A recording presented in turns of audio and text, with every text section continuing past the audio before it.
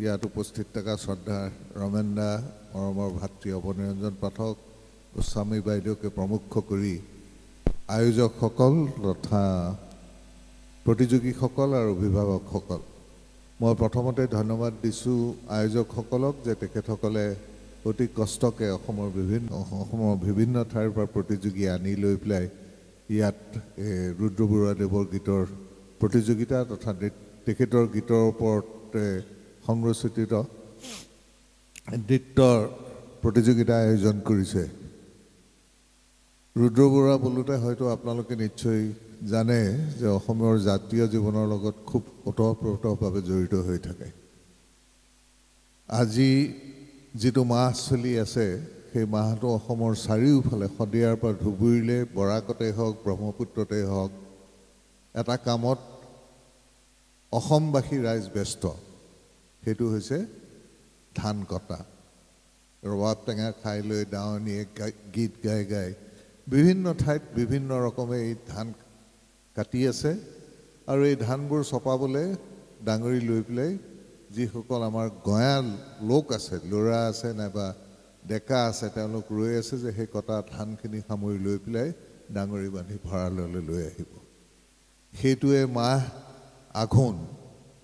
আৰু সেইটো মাহকে আৰু সেই দৃশ্যটোকে ৰাখি থৈ দিছে ৰুদ্ৰ বৰুৱাৰ এটি অমিয়ৰ গীত পকা ধানৰ মাজে মাজে সৰু সৰু আলি। যদিও গানটোত আঘোণ মাহৰ উল্লেখ একো নাই, আপোনালোকে সেই গানটোৰ জৰিয়তে এই যে গোটেই ব্ৰহ্মপুত্ৰ আৰু বৰক উপত্যকাৰ ধাননি পথাৰবিলাকত কি হৈ আছে অসমত, শদিয়াৰ পৰা ধুবুৰীলৈ মই আগতে কোৱাৰ দৰে গোটেই যে কি হৈ আছে সেই গোটেইখিনি ছবিটো আমি দেখা পাই থাকোঁ। এটা কথা সাংঘাতিক এই ছবিখনৰ, যে এই ছবিখন নবদলে। এই ছবিখন আজি 10,000 বছৰ হৈ গ'ল আৰু হয়তো 10,000 বছৰ থাকি যাব, কাৰণ মানুহে খায়েই থাকিব লাগিব আৰু খোৱা বুলিলেই খেতি কৰিব লাগিব আৰু খেতি কৰা বুলিলেই পকা ধানৰ কথা আহি পৰিব। এটাকে চিৰন্তনভাৱে অসমৰ ছবিখন কিন্তু এটা গানতে সদায় থাকি যাব, যিটো নোকোৱাকে কালক্ৰমত নুবুজাকেও হয়তো মানুহে উপলব্ধি কৰিব। 26 তাৰিখে লুইত কোঁৱৰ ৰুদ্ৰ বৰুৱাৰ 99তম জন্ম দিৱস আৰু তাৰপিছত অহা বছৰ তেখেতৰ শতবাৰ্ষিকী। বয়স আৰু গানৰ বয়স এই যে এটা কোনো সম্পৰ্ক নাই, সেই কথাটো আপোনালোকে হয়তো উপলব্ধি কৰিছে এই পকা ধানৰ মাজে মাজে সৰু সৰু আলি। গোস্বামী বাইদেউ যেতিয়া সৰু আছিল নাইবা ৰমেন দা যেতিয়া ডেকা ল'ৰা, তেতিয়াই গানটো চলিছিল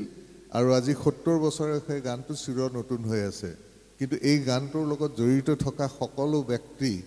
গায়ক, লেখক, বাদ্যযন্ত্ৰী নাইবা প্ৰথমতে যিসকলে নৃত্য কৰিছিল এই গানটো প্ৰথম ওলাওঁতে, সেইসকলৰ কোনোৱে আজি ইহ সংসাৰত নাই। কিন্তু তেওঁলোক নাথাকিলেও আজি এই গানটো চলি আছে। সেইকাৰণে কথাত কয় যে মৰণে তোমাৰ মৃত্যু আনিব নোৱাৰে। শিল্পী এটা প্ৰসিদ্ধ গান আছে কেশৱ মহন্ত ডাঙৰীয়া। শিল্পী তথা শিল্পী সৃষ্টিৰ কোনো বয়স নাই। বিহুগীত কেতিয়া আৰম্ভ হৈছিল আমি কোনেও নাজানো। নাম প্ৰসংগ 550 বছৰ চলি আছে। ঘোষা 550 বছৰ, আজি 650 বছৰ হ'বহি চলি আছে। সেই চিৰন্তন ধাৰাবাহিকৰে কোনেও হয়তো মাধৱদেৱ, শ্ৰীমন্ত শংকৰদেৱক দেখা নাই, কিন্তু তেওঁলোকৰ অমৰ ৰাজিৰে এই চাকি বন্তি এগছ জ্বলাই লৈ পেলাই, 4ডাল ধূপ জ্বলাই লৈ পেলাই, 4টা বুট মগু দিয়েই আজি শ্ৰদ্ধা কৰি আছোঁ। সেইটোৱে হৈছে সংস্কৃতিৰ চিৰন্তন বুৱতী সুঁতি, নৈৰ নিচিনা। নৈৰ পানী আপুনি একে ঠাইতে একেবাৰতে ধৰি ৰাখিব নোৱাৰে, কাৰণ এই ছেকেণ্ডত যিটো পানী মোৰ ভৰিত আছিলে সেইটো ইতিমধ্যে উটি গুচি গ'ল। কিন্তু নৈ কেতিয়াও খালী নহয়। যেতিয়ালৈকে পৃথিৱী আছে তেতিয়ালৈকে নৈ বৈ গৈ থাকিব, কিন্তু একেখিনি পানী একে সময়তে ৰৈ নাথাকে। কি গৈ পেলাই এঘণ্টাৰ পিছতহে কালি তেনেকুৱা এটা কথা হৈছিলে যে এই যে সাধাৰণতে নৈত পৰি মানুহ মৰে, গৈ পেলাই দেখিব যে ক'ৰবাত গৈ পেলাই দেহাটো ওলাইগৈ। ঠিক তেনেকুৱাকৈ বুৱতী সুঁতি সংস্কৃতি, এই সংস্কৃতিৰ লগত আমাৰ সমাজ জীৱন ওতঃপ্ৰোতভাৱে জড়িত, আমাৰ দৈনন্দিন জীৱন জড়িত আৰু আনকি বৈজ্ঞানিকভাৱে যেতিয়া অসমীয়া কোন এই কথাটো প্ৰশ্ন আহে এতিয়া ধ্ৰুপদী ভাষা চলি আছে নহয় ধ্ৰুপদী ভাষা চলি থকা সময়ত 7টা সংজ্ঞা আছে যে এটা জাতি কি ৰকমে সেই জাতি আমি অসমীয়া কিয় জানেনে আমি অসমীয়া প্ৰথম কাৰণ হ'ল আমি অসমীয়া কথা কওঁ দ্বিতীয়তে আমি অসমীয়া খোৱা খাওঁ খাৰ টেঙা কচু লাও ঢেকীয়া তৃতীয়তে হ'ল আমি থকা ঘৰবোৰ আসাম টাইপ চতুৰ্থতে হ'ল আমাৰ গীত মাত জন্মৰ গীত মৃত্যুৰ গীত বিয়াৰ গীত নাইবা আমাৰ গল্প কাহিনী বুঢ়িয়াৰ সাধুতনো কি আছে সকলোৱেতো সঁচা বুলিয়ে ভাবে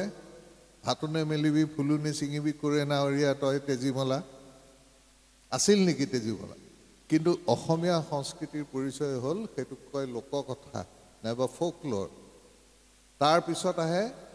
পিন্ধন উৰণ মেখেলা চাদৰ হোৱা বাইদেউ ধুনীয়াকৈ পিন্ধি আহিছে ৰিহা মেখেলা কিং খাপ দুগদুগী বেনা তাঁতৰ দূৰে পুতি চলাই ঘনে পুতি পলকত তলোঠা ঘূৰে তাৰ ৰিজাল্টটো যিটো হয়গৈ সেইটোৱে হৈছে এটা জাতিৰ চিন ঠিক তেনেকুৱাকৈ আমাৰ সম্পৰ্কটো যে মৃত্যু জন্ম আমি কেনেকুৱাকৈ উৎসৱ পাৰ্বণবিলাক পালন কৰোঁ অন্নপ্ৰাশন কেনেকৈ হয় জন্মত কি হয় 7 দিন উখোজ লাগে তাৰপিছত আকৌ উখোজ ভাঙে এই গোটেই কথাবিলাকে কিন্তু আমাৰ জাতীয় পৰিচয় কেনেকৈ এটা কথা কওঁ সৰ্বভাৰতীয় আপোনালোকে জানে যে ক্ষীৰত সেন্দুৰ পিন্ধাই এতিয়া বিয়াৰ ছিজন আজি চাগে সকলোৰে কাৰোবাৰ নহয় কাৰোবাৰ ঘৰত বিয়া আছেই ভাৰতৰ সকলো ঠাইতে দৰাৰ মাকে সেন্দুৰ দিয়ে দৰাই দিয়ে ভাৰতৰ সকলো ঠাইতে বঙালীয়ে হওক অসমীয়াই হওক তামিলেই হওক তেলেগুতে হওক কিন্তু উত্তৰ পূৰ্বাঞ্চলত দৰাৰ মাকে বা বৌয়েকে কইনাজনী সেন্দুৰ দিয়ে তেল দিয়ে সেইটো এটা আমাৰ সাংস্কৃতিক পাৰ্থক্য সেইটোৱে আমাক অসমীয়া কৰি তোলে গোটেই ভাৰতত চুফাৰী খায় অসমত কিন্তু কেঁচা তামোল খায় গোটেই ভাৰতত যিমানেই নেৰান্ধে কিয় ৰঙা জলকীয়া গুড়ি দিব লাগিব অসমীয়া খোৱাত কিন্তু উত্তৰ পূৰ্বাঞ্চলৰ খোৱাত ৰঙা জলকীয়া গুড়ি নাই আমি কেঁচা জলকীয়া বুটি লৈ পেলাই জালুক বুটি লৈ পেলাই জ্বলা কৰোঁ এইবিলাকে হৈছে আমাৰ সাংস্কৃতিক ঐতিহ্য তাৰে মাজতে আছে ৰুদ্ৰ বৰুৱাৰ গীত যিয়ে গাঁওখন প্ৰতিফলিত কৰে গাঁও মানে হ'ল অসমীয়াৰ চিন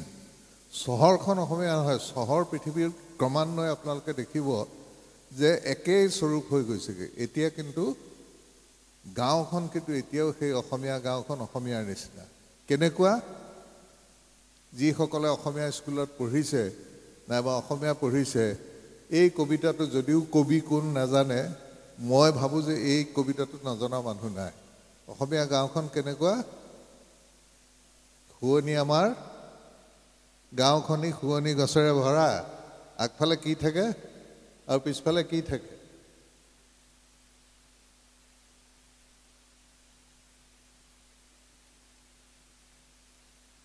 এইটো সাহিত্য সভাৰ সভাপতিৰ পৰা মই 2000 টকা পাইছিলোঁ আমি বাজি লগাইছিলোঁ যে এই কবিতাটো নজনা মানুহটো নাই কোনে কবি কোন সাহিত্য সভাৰ সভাপতিয়েও ক'ব নোৱাৰিলে এই কবিতাটোৰ কবি হ'ল আনন্দ চন্দ্ৰ আগৰৱালা কিন্তু ক'তো লেখা নাই আমি সাহিত্য সপান কৰোঁতে সেইকাৰণে কোনেও নাজানিলে এনেকুৱা ধৰণৰ কথাবিলাক সেই গাঁৱৰ ছবিখন যেতিয়ালৈকে থাকিব সেইখনেই অসম হৈ থাকিব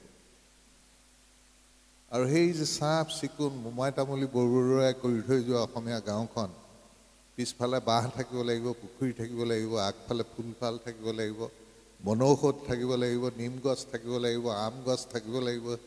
লেটেকু পনিয়ল এইবিলাক জাম থাকিব লাগিব নাইবা ধুনীয়া ধুনীয়া ফুল যিবিলাক পাৰ্বতী প্ৰসাদ জ্যোতিপ্ৰসাদে লিখি থৈ গৈছে আমোল মূল কেতেকীৰ গুণ তগৰ নাহৰ ল'ৰা ছোৱালীক বুজাব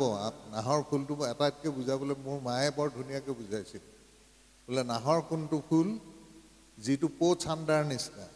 চানি চাইড আপ মাজত কুহুমটো থাকে চাৰিওফালে বগা ফুলটো থাকে সেইটোৱে হ'ল নাহৰ ফুল কি কৈ গৈছে গীতিকাৰে নাহৰ ফুলে নুখুৱাই তগৰ ফুলে খুৱাব তগৰ ফুলে নুখুৱাই এনেকৈ ধৰণে গানটো গৈ আছে এই গোটেইবিলাক হৈছে অসমীয়া সংস্কৃতিৰ লগত জড়িত তাৰ প্ৰতিফলন আমাৰ গীতিকাৰসকলত পাব আৰু বিশেষকৈ পাব লুইত কোঁৱৰ ৰুদ্ৰ বৰুৱাৰ গীতত অকল গানেই নহয়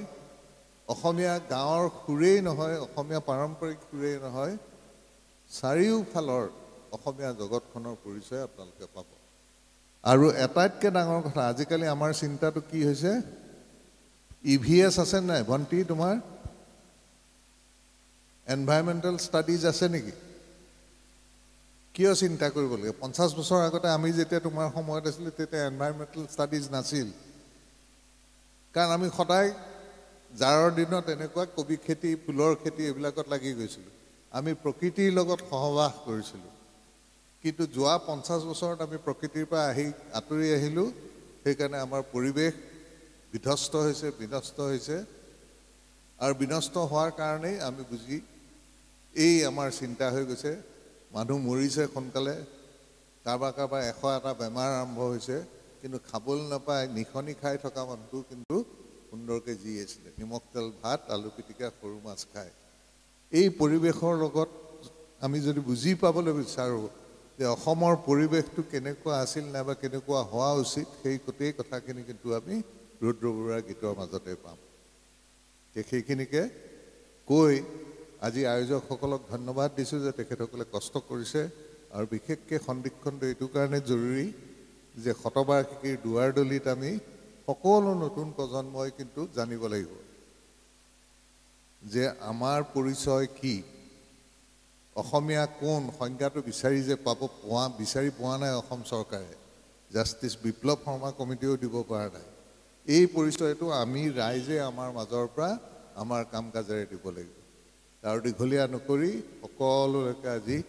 বিশেষকৈ প্ৰতিযোগীসকলক মই ধন্যবাদ দিছোঁ আৰু বিচাৰকসকলৰ লগত অকণমান সমবেদনা জ্ঞাপন কৰিছোঁ যে কৰ ধৈৰ্যৰ কাম কষ্টকৰ কাম বিচাৰ কৰি বহি থকাটো আৰু বিশেষকৈ আপোনালোক যিহেতু ৰমেন্দ্ৰাৰ নিচিনা জ্যেষ্ঠ বিচাৰক আছে সকলো এই যে শুধৰাই দিয়া কাম এটাও এটা থাকিব জাজৰ লগতে মই সেইটো কষ্টকৰ কামটো তেখেতসকলে যে গাত পাতি লৈছে তাৰ কাৰণে মোৰ হিয়া ভৰা কৃতজ্ঞতা জ্ঞাপন কৰি মোৰ বক্তব্য সামৰিছোঁ নমস্কাৰ ধন্যবাদ